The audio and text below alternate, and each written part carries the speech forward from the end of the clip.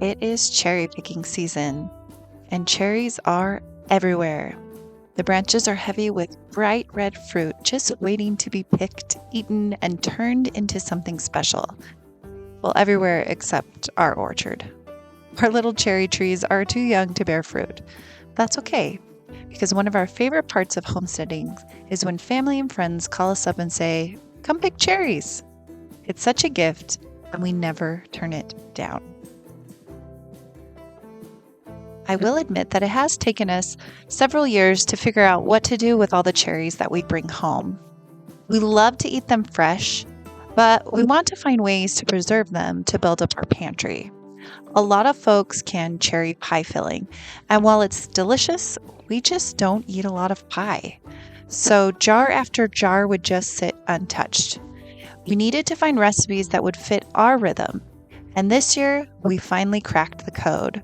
We're sharing 3 simple, delicious ways to use up fresh cherries that you'll actually want to pull off your pantry shelf.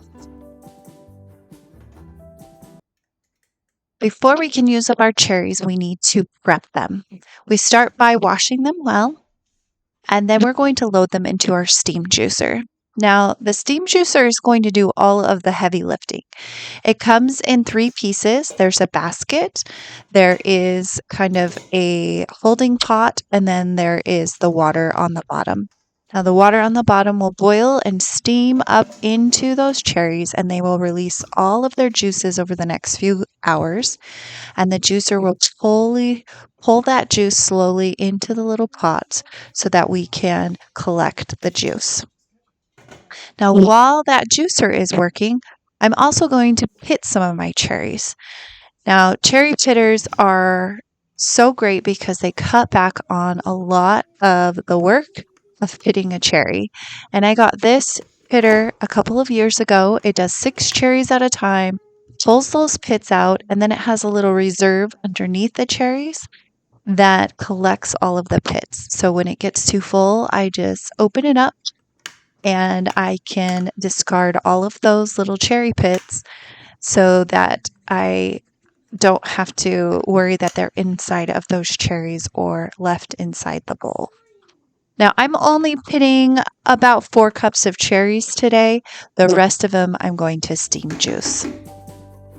My pitted cherries I'm going to use to make popsicles. Now, popsicles are a summer must at our house. You've probably seen recipes for our strawberry yogurt popsicles as well as our fresh strawberry popsicles. This recipe is very similar and just as delicious. You're going to use 2 cups of fresh pitted cherries, along with about a 1/4 cup of water and 1/8 of a cup to a 1/4 cup of sugar. You can also use honey. I chose to use sugar for these cherries because they're a little more tart and I do want to sweeten them up. And I just throw them all into a blender and I'll blend it up until it's nice and smooth. Once it's nice and blended, I'll use a little funnel and pour it into these ice pop bags. You can also use a popsicle mold, but we found that these bags are really fun. They travel well, so if you're taking them to someone else's house, and they're really easy for the kids to grab and eat outside or whatnot. This is a really simple and refreshing treat, and it's really perfect for those hot afternoons.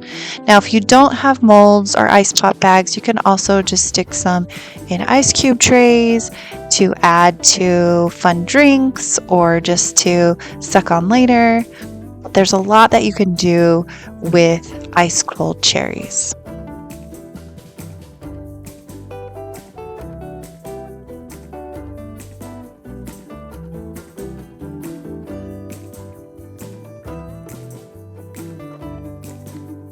Now, our second recipe is what I call pantry gold.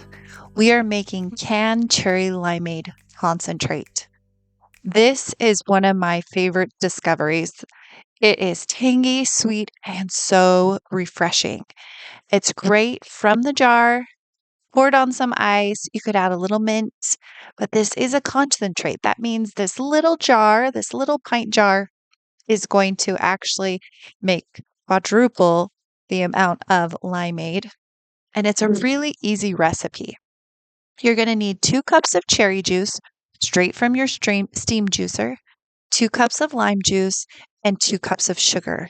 Now you can double that, triple that, quadruple that, whatever you want. But this is a concentrate, so it does seem like there's a lot of sugar.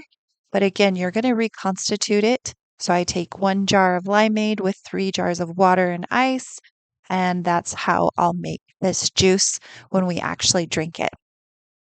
We're going to pour all of those ingredients into a stock pot, and we're going to stir it until it dissolves. You do not want to boil it. You want to get it up to a warm temperature, but don't boil it. And you'll let it sit for a few minutes. And once it has all blended and that sugar has completely dissolved and it kind of has a little bit of steam coming out of it, you're ready to pour it into your sterilized jars.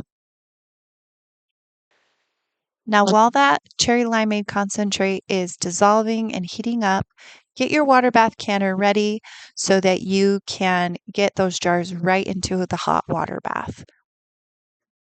You're going to take your limeade concentrate, and I'm putting mine in pint jars. If you have more members of your family or drink a lot more juice, you can put them in quart jars, but I'm going to put them in pint jars today. And they're nice and sterilized, nice and hot jars. So hot liquid goes in hot jars, cold liquid goes in cold jars. The same goes for if you're putting in your water bath canner. If it's cold liquid, it's going into a cold water bath. If it's hot liquid, it needs to go into a hot water bath. Then make sure that you wipe the rims of your jars really well so there's no sugar left behind so that those lids will stick, and put lids and rings on them. Those jars are going to go into that water bath canner and process for 15 minutes for pint jars and 20 minutes for quart jars, making sure that they go under the water with about an inch of water over the head. And then you'll have delicious cherry limeade concentrate you can have all year long.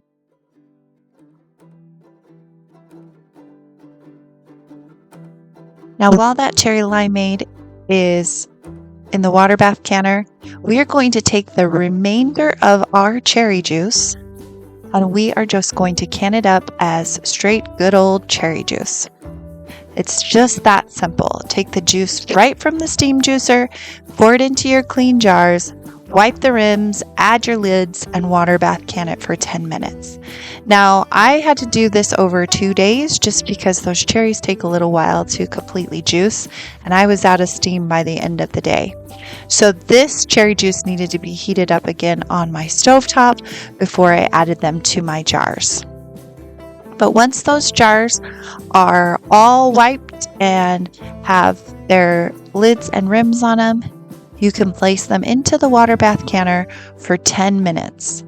And then pull them out, let them sit on the counter for 24 hours. Check those lids to make sure they sealed, and if they have, label and store them. You can use cherry juice for just drinking. You can use it for later on to make syrups, cocktails, glazes, mix it into lemonades that once you run out of cherry limeade. So there's plenty of ways you can use cherry juice in the future if you're not really sure what to do with it now.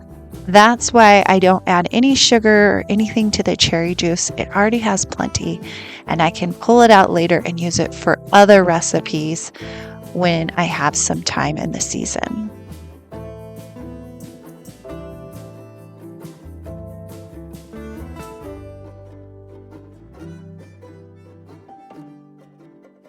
Even though our cherry trees aren't producing yet, we are so thankful for the generosity of friends and neighbors who come and let us pick.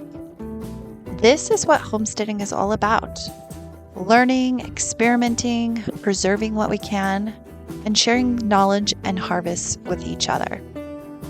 We're building a pantry one jar at a time, even if the fruit isn't from our own trees just yet. And that's okay, because homesteading is a journey, and it's one we're all walking together. We're so glad that you're here. Thanks for watching, and we'll see you in the next video.